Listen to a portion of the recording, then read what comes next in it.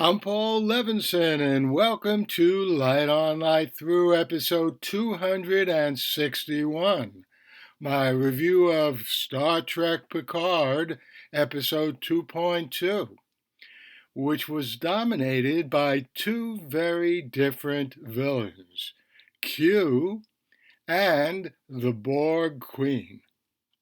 Well, Q, as ever, is a combination of witty, philosophically savvy talk and seemingly effortless fundamental reality shifting alterations. How's that for a mouthful? He irritates, frustrates, enrages Picard, who starts out in these encounters being Q's pawn or victim, thrust into an alternate reality not of Picard's making or his liking, yet figuring out a way to get back to where he belongs. Get back to where you once belonged, sooner or later. At this point in the second season, we're just at the first phase of that two-part process. And the most frightening part of that first phase is the presence of the Borg Queen. I've always seen the Borg as the most frightening entity we humans have ever encountered in the universe. Picard was a centerpiece of their destruction. He still hasn't totally recovered from his experience of being assimilated by them, and he likely never will.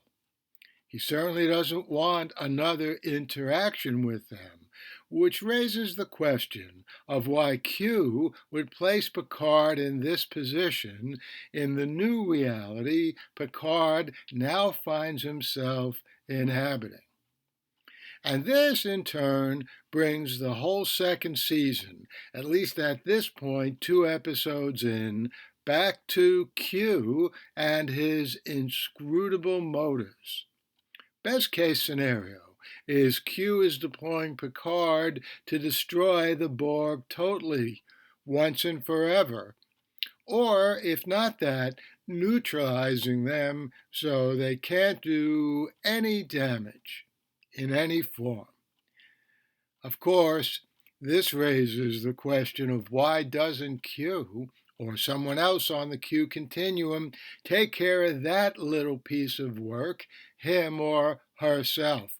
And that, in turn, returns us once again to the question of who or what exactly Q is. Well, such questions are fine by me. I'm glad Q is already more than a cameo in this season. And I'll see you back here next week with my review of episode 2.3. And I hope you enjoyed that review of Picard 2.2. I will be back here next week with a review of 2.3.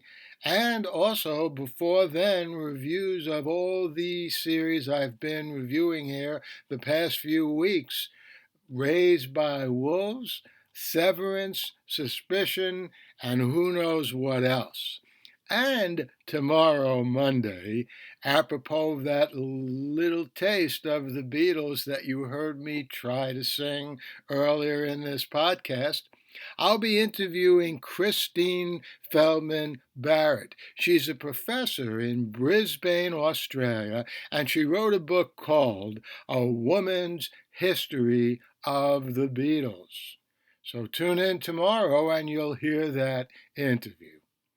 In the meantime, stay safe, stay sound, and do what you can to help those brave, heroic people fighting for their very lives in Ukraine.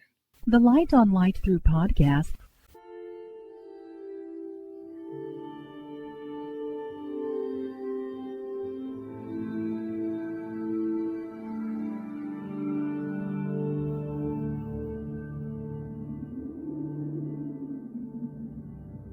Athens, 2042 AD. She ripped the paper in half, then ripped the halves, then ripped what was left again, into bits and pieces of history that could have been.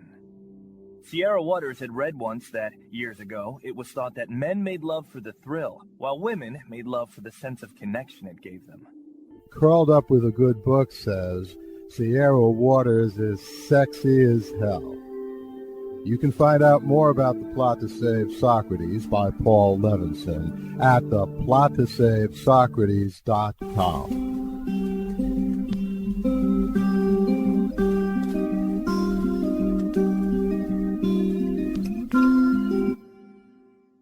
Paul Levinson spills code about an ancient biotech war raging on in secret for centuries.